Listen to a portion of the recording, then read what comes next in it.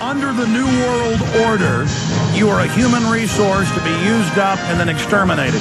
You just heard Dr. Russell Blaylock, top brain surgeon, giving you chapter and verse of government and foundation documents where they said they want to poison your food and water and your vaccines to sterilize you and your family, that more than 90% of the vaccines in the U.S. are made in China, that they are killing people en masse, and they know this.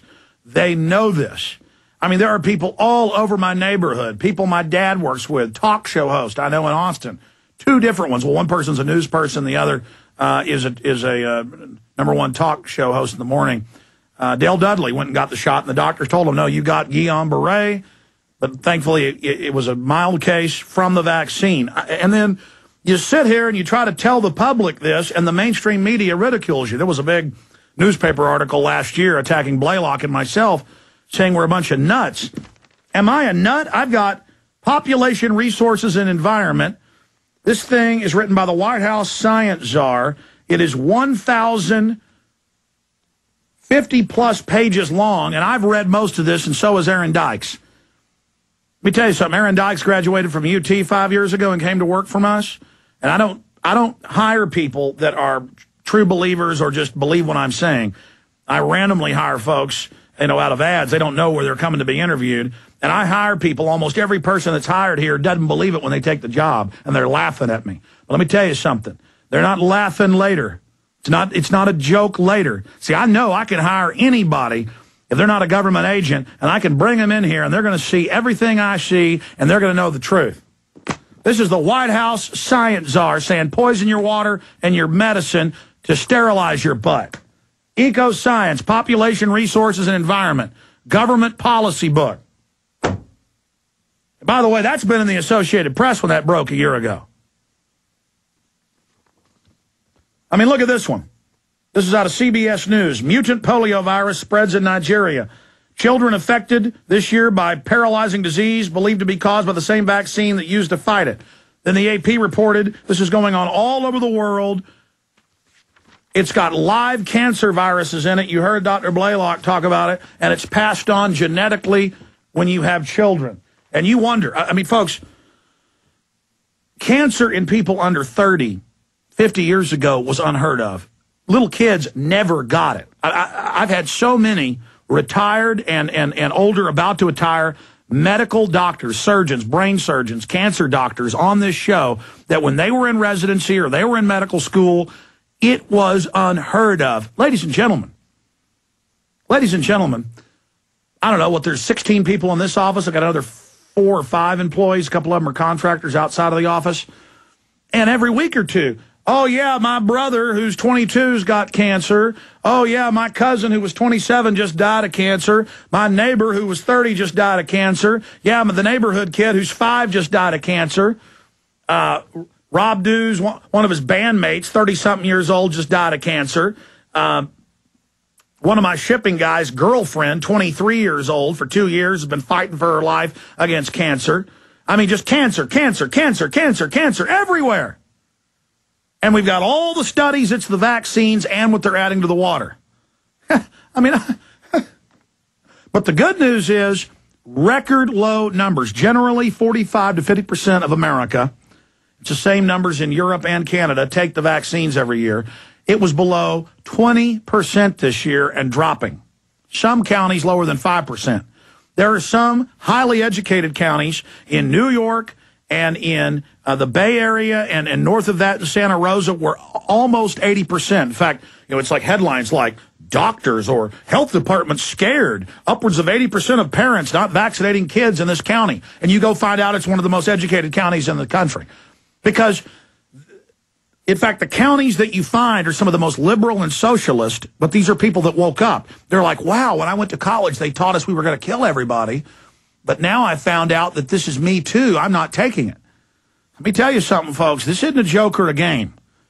And it's so horrific, it's so horrible that the average person cannot believe this is really going on, that this is really happening.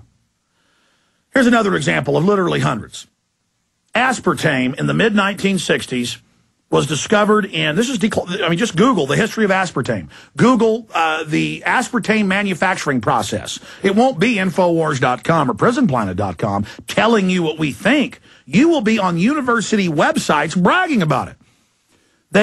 They were working in genetic engineering for a chemical weapon, and they genetically engineered E. coli bacteria that can eat toxic waste.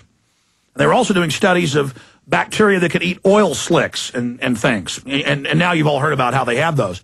And these E. coli eat these toxic substances they feed them, and then they defecate aspartame that's 61 times per gram sweeter than sugar and is an addictive neurotoxin. And I could have Dr. Blaylock talk about that.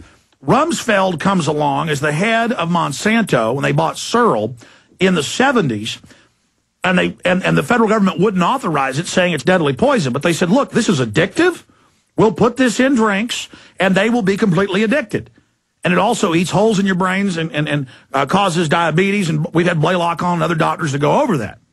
Now, in the last 4 years, it went from being in the sugarless gum and the sugarless candy. You next time, and everybody's in denial. You know, my great cousin, smart guy, he was in town visiting us last weekend to see his sister's new baby. And we're out at my parents' house, and we're swimming around in my parents' pool, and he gets out, goes to his shirt, and gets some breath mints out. And I said, those have got aspartame in them. He said, no, they don't. I don't ever eat aspartame. And I said, give me the package. I said, aspartame. He said, my gosh, this isn't even sugarless. And I said, I know. It's in 99%. I mean, I go to H-E-B, and I go into the candy and gum aisle. Because, I'm not a big candy or gum chewer, but sometimes I want some when I'm at the grocery store. Sometimes my wife sends me off to get something. I'll go down the candy aisle. And only the chocolate doesn't have it. Everything else, they may have 40 different types of bubble gum. My kids will beg, oh, get me some bubble gum, and I want to give them a treat. It's not that it's bad enough that corn syrup is linked to diabetes and all these problems. In fact, pull up the Washington Post. Half of corn syrup has mercury in it. Just Google that. It'll come up. I want to show people. That's not bad enough. It has aspartame that is bacteria chemical weapon feces. And I was with my kids at the gas station. I told this story about a month ago. We'd gone on a hike on the Greenbelt. There it is. Study finds high fructose corn syrup contains mercury. Washington Post. See, everything I say is documented. This is not my opinion.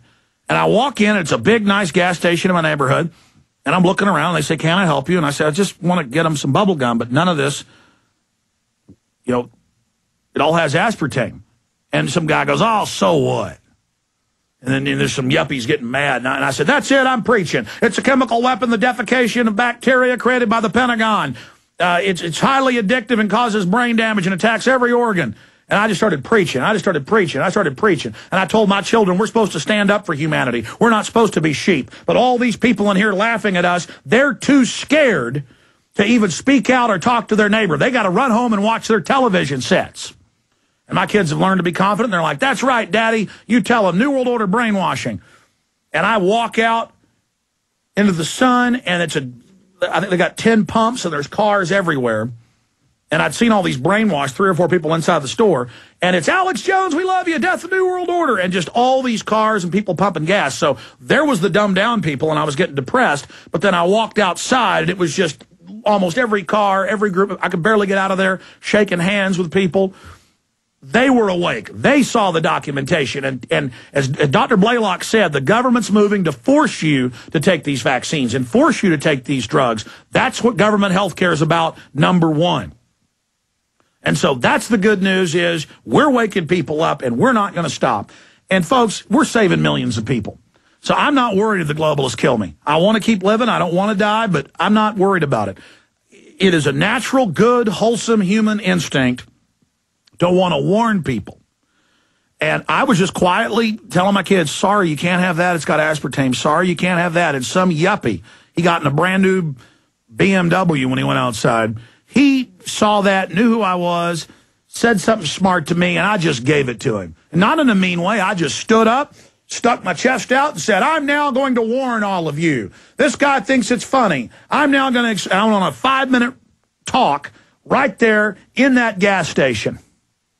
And that's what it's going to take to stop these people, getting through your comfort zone, standing up, and declaring the truth. And it's that spirit that's going to crush the enemy. You stand up, you have the truth. As the founder of the Texas Rangers said, a man in the wrong can't stand up against a man in the right who keeps on a-coming. And I am going to keep on a-coming. And we got to stop drinking fluoride water. We got to purify the water coming that we take baths in. We got to stop eating GMO. We got to stop eating aspartame. We got to start reading labels. We've got to start getting informed. We've got to take action. And we got to warn everybody we know.